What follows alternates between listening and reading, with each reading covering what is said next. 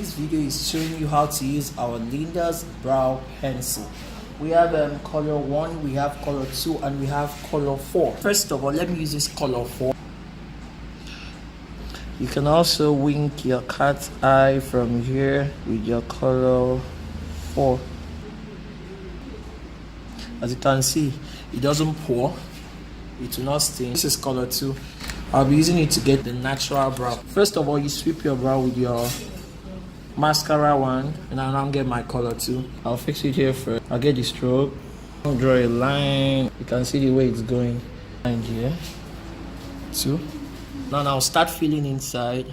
I can highlight my stroke properly. You can conceal it, and now blend it. We need to now try cleaning it off, and you see that we're still having our brows intact.